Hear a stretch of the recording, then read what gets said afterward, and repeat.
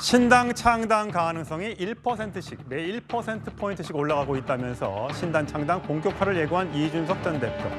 본격적으로 지지 세력을 모으는 일을 시작하고 있습니다. 이 소식으로 오늘 뉴스톱10 시작해 볼 텐데 먼저 신당 창당과 관련한 이 전 대표의 과거 발언부터 듣고 오시겠습니다. 12월에 제가 특정한 날짜를 제가 고민하고 있는 날짜가 있는데 크리스마스인가요? 그거는 저는 확인해 드릴 수 없습니다. 당을 나가서 새로 뭐 정치 활동 하실 게 1과 100 사이에 어느 정도 됩니까? 저는 당이 만약에 제대로 변하지 않으면요 100이에요. 창당 이런 거에 대해서 굉장히 말이 많이 나오던데 저는 12월 말까지 당이 어떻게 변화하는지 지켜보겠다고 했습니다. 다른 목소리 내는 것을 내부 총질이라 이야기한다 그러면은 당연히 저는 다른 길을 모색하는 것은 당연하다. 네, 오늘 SNS에 이준석 전 대표가 이런 글을 올렸습니다. 비슷한 생각하신 분들과 교류하기 위해서 연락망을 구성하려고 한다. 그러면서 3천만 원으로 전당대회를 치렀던 것처럼 새로운 형태의 시도를 해보려고 한다. 이름, 연락처 등 항목 담긴 구글 폼에 신청 양식을 공유하면서 여기에 이름을 적어달라고 하고 있습니다. 자, 이민찬 부대변인. 신당 창당을 하기 전에 많은 사람들로부터 이제 그 동의를 받아야 되는 거잖아요. 전국적으로. 자, 이런 식으로 창당 작업이 가능한 겁니까? 그러니까 새로운 형태를 시도를 하려고는 하지만 우리 정당법이나 법에 보면 현행법에 빽빽하게 촘촘하게 다 규정이 되어 있습니다. 예. 창당을 하려면요. 예. 우선 5개 시도에서 각각 1,000명씩의 당원을 모집해야 합니다. 이준석 전 대표 같은 경우에는 우선 자신을 지지하는 사람들의 이름, 연락처, 사는 지역 등등을 사전에 파악을 한 다음에 어느 지역에 가서 5개 시도당을 창당하는 게 좋을지, 속도를 낼 수 있을지 이런 것들을 조금 파악하기 위한 사전 정지 작업으로 보입니다. 예. 과거에 보면 이준석 전 대표가 창당을 많이 했었습니다. 바른정당도 만들었었고요. 예. 새로운 보수정당도 창당을 했었습니다. 근데 그때는 현역 의원분들이 계셨어요. 현역 의원분들이 있다 보니까 국고 지원금도 받고 그 의원실에 있는 보좌진들이 이런 업무들을 다 도와줬습니다. 하지만 지금은 혼자 할 수밖에 없는 상황이기 때문에 이준석 전 대표가 아무리 새로운 형태의 정당을 하려고 해도 현행법을 따르면서 새로운 시도를 하는 과정이 험난하지 않을까 이런 생각을 해봅니다. 예. 자, 과연 이준석 신당이 얼마나 많은 사람들이 모여서 출발을 할 수 있을지 거기에 대한 관심이 있는데 박지원 전 국정원장 같은 경우에는 이렇게 얘기를 했습니다. 기호 3번을 받는 게 굉장히 중요하다. 공천 과정에서 칼질당한 현역 의원 규합을 할 가능성이 있다. 총선 전에 이준석 신당이 원내 교섭단체가 될 수도 있다. 이렇게 얘기를 했습니다. 이 숫자가 왜 중요하냐면요. 현재 그 의석수를 보면 좀 알 수 있는데 민주당이 현재 1석이 제1당이죠. 168석을 가지고 있고 국민의힘 111석, 그다음에 정의당이 6석이기 때문에 기호 3번을 내년 총선에서 받기 위해서는 최소한 7명의 의원들을 먼저 데리고 시작을 해야지만 3번을 받고 거기서 유리한 고지를 점령할 수 있다는 게 아마 이준석 전 대표의 생각일 듯한데 서 변호사님 보시기에 어떻게 가능성이 있어 보입니까? 제가 보기에 그 총선 전에는요, 이번에 인유한 위원장이 그 하위 20% 컷오프 이야기까지 했잖아요. 예. 예를 들어 이제 컷오프 당한 현역 의원이 갈 수는 있겠죠. 그렇지만 이게 그 결과는 저는 이게 처참할 거로 봐요. 갈 수는 왜 컷오프 당한 현역 의원들 모아가지고 실제 지역구에 나가면 과연 이게 얼마나 당선될까요? 근데 컷오프 당한 쪽이 민주당에도 있을 것이고 국민의힘 쪽에서도 있을 텐데 거기서 다 넘어오면 숫자가 좀 있을 거다라는 게 이제 예상인 거잖아요. 그러니까 이제 총선 전에는 숫자가 있을 수가 있죠. 예. 컷오프 당한 사람이 오니까. 예. 제 말은 총선 후에 그분들 중에 과연 이게 몇 명이 당선될까요? 예. 그 문제를 제기하는 거죠. 예. 저는 이준석 대표도요. 대구에 지역구 출마하면 상당히 어렵다 봅니다. 아마 본인이 안전하게 하려면 이게 비례 상위 순번에 가면 모르지만 지역구는 만만치 않다. 이렇게 보이고요. 그래서 이제 결론적으로는 지금 이게 컷오프는 하위 평가 나쁜 분들 아니에요. 예. 물갈이 대상이잖아요. 이런 분들 모아서 새롭게 신당을 한다. 그럼 이게 새로운 정치입니까? 저는 이준석 대표가 내세우는 새로운 정치하고도 거리가 멀다. 이래 봅니다. 그렇군요. 자, 정치권에선 이준석 신당 창당설과 함께 이 전 대표가 이제 대구에 출마할 것이다. 비례정당은 하지 않겠다. 난 대구에 뛰어들겠다. 어려운 길이니까 내가 가겠다라고 얘기를 하는데 그 발언도 한번 들어보시겠습니다.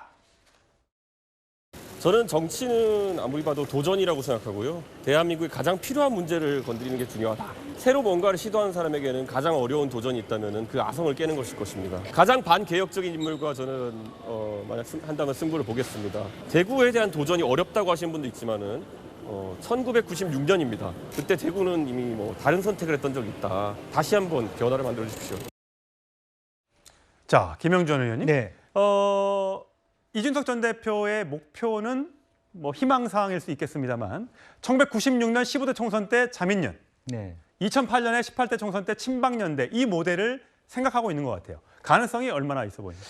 저는 뭐 지금 현재 가능성이라고 하는 게 의외로 굉장히 높을 수도 있다고 봅니다. 그러니까 대구 경북에서 어떻게 되느냐의 문제가 아니라 첫 번째 87 체제의 종언이라고 하는 새로운 담론을 만들고 또 권력구조 개편까지 얘기해서 큰 얘기를 띄워서 방금 서정욱 변호사 얘기처럼 뭐 떨어진 사람을 모아서 나간다는 것은 사실은 시대에도 맞지 않고 이준석의 문제에 맞지 않은데 전혀 다른 새로운 페이스를 만들고 양쪽에서 모아서는 교섭단체 20석을 만들 수는 있을 겁니다.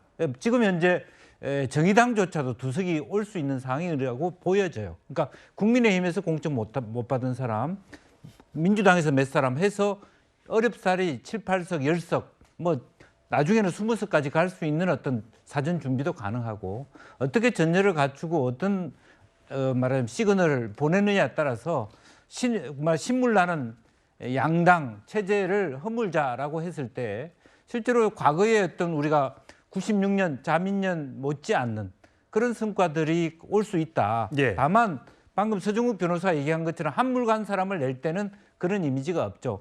그러나 전혀 우리가 예상치 않는 새로운 인물을 이준석스럽게 만들어 간다면 다만 여기서 전제는 이준석 혼자만의 정당이 아닙니다. 네. 이준석 혼자서 정당을 한다고 하면 실제로 친박연대보다 결과는 못할 거예요. 예. 그러나 지금 현재 조건은 사실은 정의당의 박은석 전 의원이나 정태근 전 의원이나 금태섭 의원이나 양양재 의원까지 밖에 나와 있고 김종인 비대위원장도 사실 조율을 하려고 노력하고 있단 말입니다. 그래 빅텐트 정당과 새로운 시대의 87 체제를 끝내자라고 네. 하는 권력구조 개편 논의까지 새로운 힘으로 간다 그러면 마크롱이 이루어왔던 새로운 어떤 진영들, 새로운 변화들이 분명히 있을 수 있다. 예. 이준석 대표는 그걸 보는데 과연 현실이 그런 조건을 따라줄 수 있느냐. 첫 번째 가장 큰 장애 요인은 민주당에서 사람이 예. 나갈 수 있냐 없냐에 예. 달려 있다 그렇게 봅니다. 자, 과거에 이제 자민련에서는 김종필, JP라는 거물 정치인이 있었고 또 친박연대에는 박근혜 전 대통령이라고 하는 차기 주자가 있었기 때문에 이런 성과가 있었다는 분석도 있기 때문에 과연 이준석 신당에 그런 대선 주자급 인물이 들어갈 것인가 여기에 관심이 모일 텐데 자, 이준석 전 대표 유일하게 인정하는 사람이 한 명 있습니다. 목소리 들어보시죠. 한동훈 장관의 거취가 결정된 것 같다. 정치 쪽으로 틀 것 같다. 상당한 지위를 가진 역할로 하려고 할 겁니다. 어르신 보수층에서는 최근에 보니까 한동훈 장관이 시원하게 싸우네. 이 사람을 네. 비대위원장 해야겠다. 이런 식으로 몰아갈 가능성이 있다.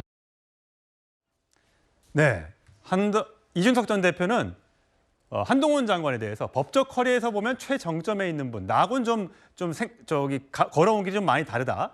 자, 정치적인 면에 있어서는 극지 않은 복권 같은 존재다라고 얘기했습니다. 자, 이민찬 부대에 보시기에는 극지 않은 복권 이건 무슨 뜻입니까?